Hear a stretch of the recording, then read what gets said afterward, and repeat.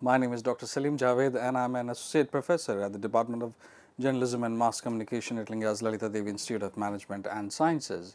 We have been talking about under the title of Understanding Cinema, where we have observed how cinema has developed across the world and in India in particular.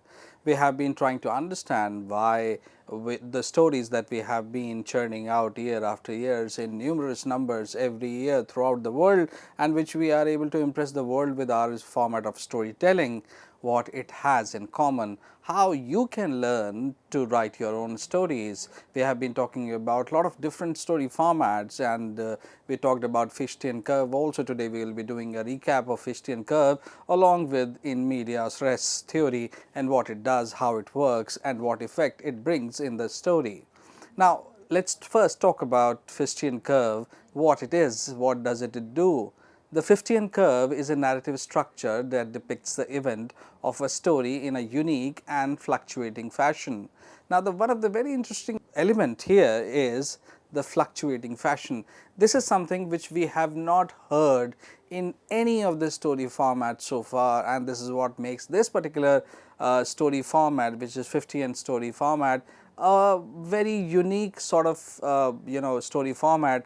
Why it works, what difference does it bring, and a lot of other things also. The 50th curve is applicable to wide range of products, or I can say wide range of narratives, like for that matter small fictions, advertisement, that as we know them, fictional work, long film, short film, mystery, thriller and fantasy. Now, all these things that you and I see, understand, learn, observe and get influenced by, there is a mechanism working at the level of a story. That mechanism is called story formats.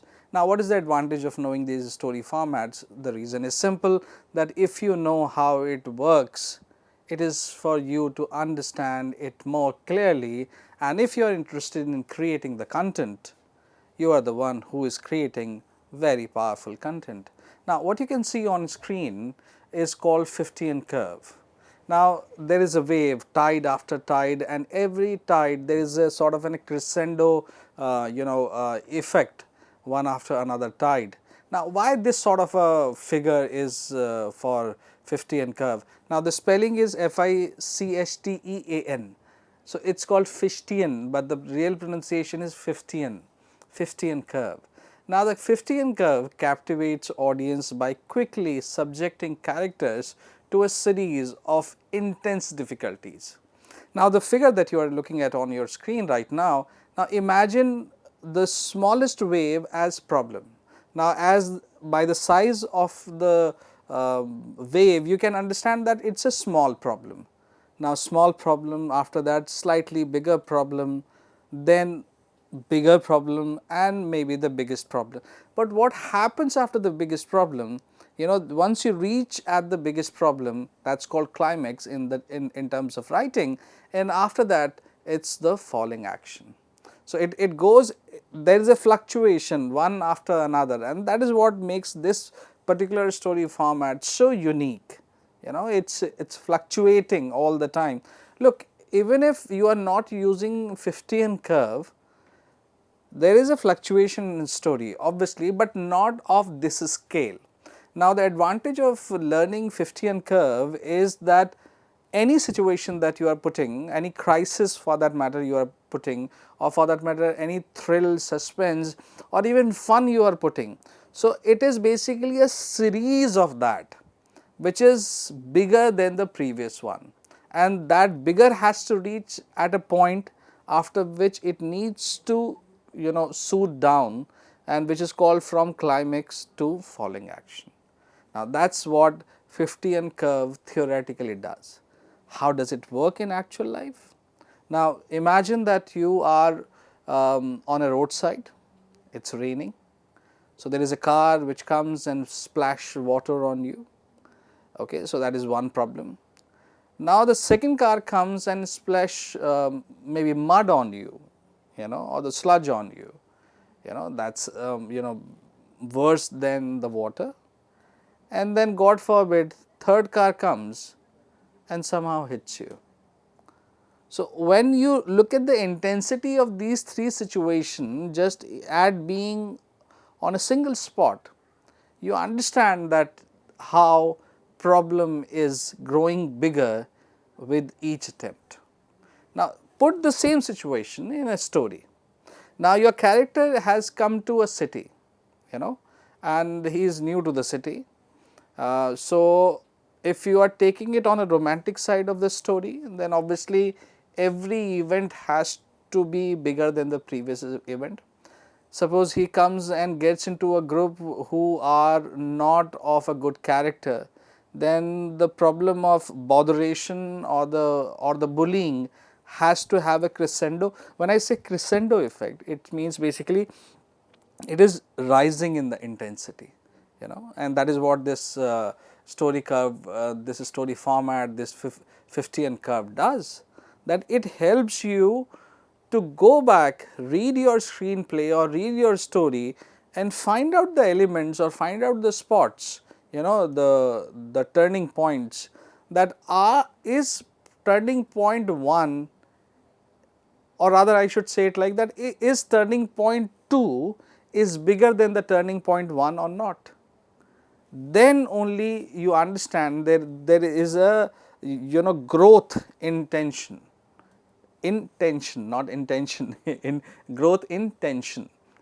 Now, this is the second representation of the same image. Now, it has point A, B and C.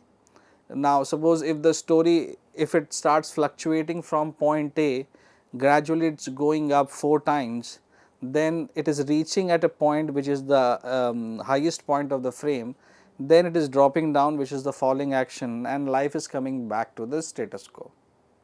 Now, the image that you saw before and this particular image, both these two images are basically trying to say that there is a growth, there is a graph after another graph after another graph after another graph, and there is a point in the story that you are trying to reach, that after this I am writing my climax, or there is a phase that I can't take beyond this also. That can be your first point also, that can be your point of climax also, and then there is a falling action. Now, understand it, this particular concept in the real life also.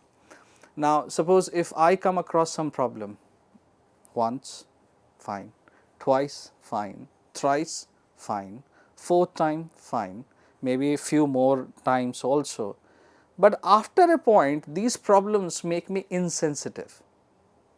Now, a problem like that does not remain a problem in my life, that becomes part of my life. So, the moment I accept it as part of my life, suddenly there is a drop, at least in that particular problem in my life, because now that has become part of my daily routine. Now, think of the same incident, that if somebody is going through a series of problems, there has to be a down point for that problem. Either you solve it, there are two simple ways, either you solve it, obviously, which we do in screenplay writing, we try to solve.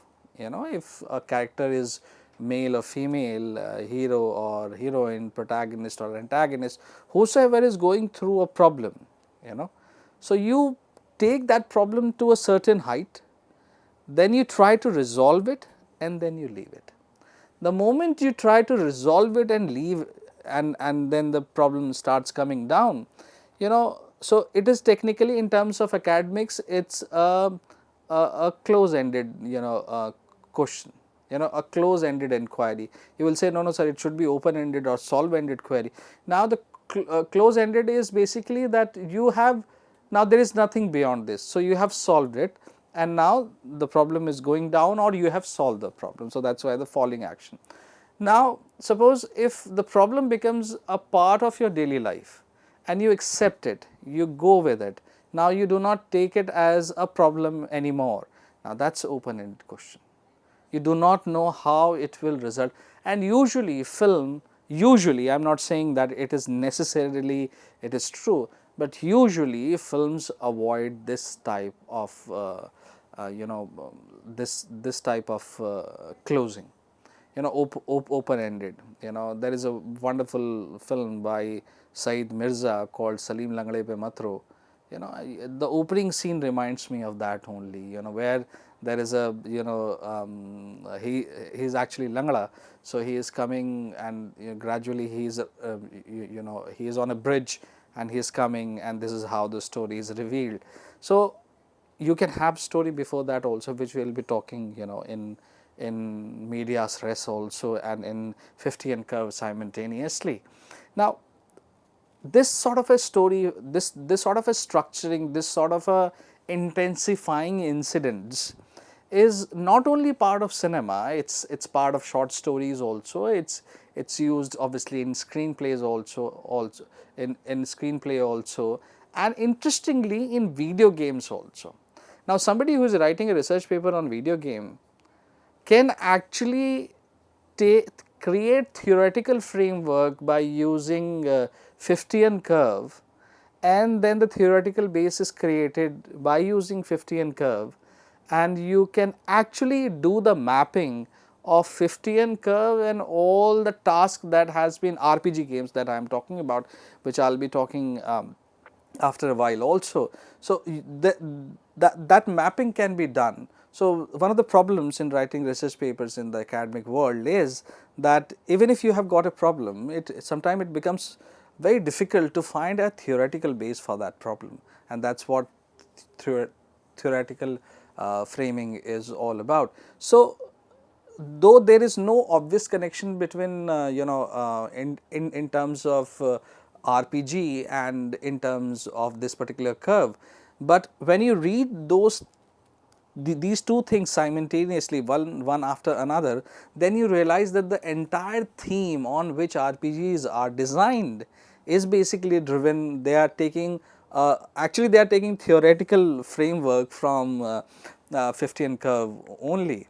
Now, 50 curve plotting technique has three essential elements that synergistically contribute to developing a captivating storyline. Now, what are these three things? There are very simple things like beginning, middle and end, as we know it really very well. So, rising action, as I said, that gradually the graph was going up, then there is a climax, and then there is a resolution or the falling action. Now, this is what this is how it works. So, you would say, Salim sir, is it like Aristotle 3-act structure? Yes, number wise, structure wise, yes, but the way you use it in screenplay, that particular technique is absolutely different. Now, what is the advantage of using, having so many incident after incident in a film and accelerating the pace of the film? Now, the important thing in cinema, is pace. Now, how should I define pace? Now, suppose I live this particular day when I am recording this lecture for 24 hours. Okay. So, I will be sitting here in the studio and delivering the lecture for a number of minutes, which is 30 technically. Now, if I have to put this particular scene in a cinema, can I put these 30 minutes in a 2-hour film of a lecture only? Chances are that even you would say no, sir. Now, how much can I give space of this particular lecture that I am recording right now in the studio in my film? So, the scene would be that I come, park my vehicle in the in the premises, I come, do some work, and then I come to studio and deliver my lecture. So, maybe in a 2-hour film, this can be of 10 second, 15 second, or maybe 20 second, or maximum by 30 second, because this is one of the situations that I am going through in my life right now. So, the if it is like I have to show my day in a very fast forward manner, so maybe 3 second, 4 second, 5 second, 6 seconds maximum, I come, then delivered, speak, this is how I am doing. So, when it comes to cinema, how the duration of the shot, or the duration of the scene for that matter, not only the duration of the shot, duration of the scene also depends what sort of an importance you are giving to your scene or to your shot. So, basically the content or what you want to say in your story determines the duration of a shot also and a scene also. So, what pace with which you are telling your story will decide not only the length of the shot, but also of the scene also. Sometimes it becomes challenging to put when we do edit with our students, they usually ask, sir, what should be the duration? They show us their first cut and we see it and say it is too long. Now, as they are in love with the film because they have shot it, so they are like, no, sir, I think this is absolutely fine. But I say, no, look, the requirement is of 10 minutes and it is already 25 minutes. So, you really have to be ruthless to chop it off, not only chop it off, but put it in the jacket also. Sometimes it is logical to have the film for maybe long also, but at least in student production, that pace is lost because of the duration. So, you and I really have to be careful when we are talking about the pacing, and 50 curve is all about pacing. What is the pace of the story? 50 why I am talking about two story formats like 50 curve and in medias res, reason being because both these two things talk about the high point, talk about the urgency in the scene. They both talk about the hook points in the film or in the screenplay. So, that is why I have put these two story formats in the same frame. Now, one of the very challenging aspect which 50 curve addresses is that how to handle subplot. Now, this is something that has come across to me or rather has been asked to me by a lot of my students, that if we are developing a story, sir, how can we enrich our subplots? Technically, it is the 50 curve which is one of the best ways to deal with your short stories. Obviously, I will be addressing the same issue in detail also, and I will be showing you a very interesting chart for this also, that how with the main plot, subplot can also use 50 curve. Like suppose I give you an example, suppose there is a family, there is a father, mother, a boy and a girl, or two boys or two girls in the family. Now, father has gone out, suddenly he has got into some fight with some hooligan on street. He loses or he wins is a different, approach that goes, what goes with your character will be determining what sort of a result you will be getting. But imagine that he had a fight, he comes back home, there is where he also is having a fight with his wife, or the wife is having a fight with husband.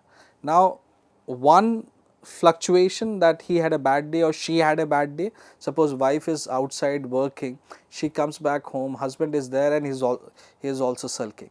So, look at how it is adding in the misery, but if you are able to tell why wife, when husband comes back home or when wife comes back home, and why this particular partner who is at home, he can be a husband also, he can be a wife also, and why he or she starts fighting with the person who is coming outside. If you only show that she or he is fighting, there is a problem, then you are putting that character in a negative shade. But the moment you show his or her backstory, who is at home, that what is the reason that she or he is eagerly waiting for his partner to come and he really wants to fight, the moment you show her or his backstory, interestingly, that is subplot. The story, the plot is about the person who, who be that husband or wife who has gone out of the house, and when he comes back, then either the husband or the wife is the minor character. So, the moment you put the backstory of that particular person, your subplot is being strengthened. This is how sometimes it becomes very difficult for when I started reading books, It was, it took me some time to understand the difference between plot and subplot. So, I would say that you consider it as plot as the main actor and subplot as the supporting cast, you know. So, even if there is a supporting cast, there has to be a story of that supporting cast.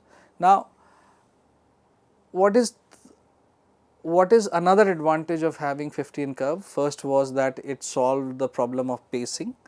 You know, it depends what you know best, what is the pace of your story, then it solves the problem of subplot.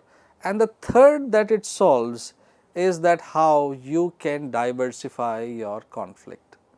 Now, why diversifying your conflict is important, you know, and why, like suppose there are times when you go to watch a film and you say, yeah, it was full of action. I mean, I love action, but there was nothing more than action. You know, you see G.I. Joe or you see a lot of other films, you know, it's majority of times it's all about action. Now, when you diversify your conflict, so in your story, obviously the main character will have the major problem, you know, he or she is aspiring. You take an example of 12th fail also, it is about the main character who wants to clear a certain exam, and but the people that he is surrounded by, the person who has actually inspired him, the person who actually stole his money, the person who actually gave him first job, the person who actually liked him for the first time, the person who insulted him for the first time, you know, there has to be a life in those characters also. And interestingly, every character has got a different sort of a conflict, like how conflict is diversified. Suppose my conflict is that students are not liking me. Okay, I am putting my 100%, students are not liking me. So, that is my conflict as a teacher in the institution, but my sons loves me. So, there is no conflict in that particular domain. So, imagine that my wife is a good mother, but she is not able to perform well at her workplace. So, you know, so her interest, her conflict is also different.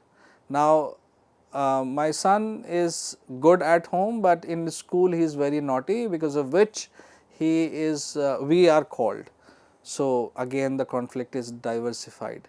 So, think of all those small things that everybody has got a very different sort of a different set of a problem.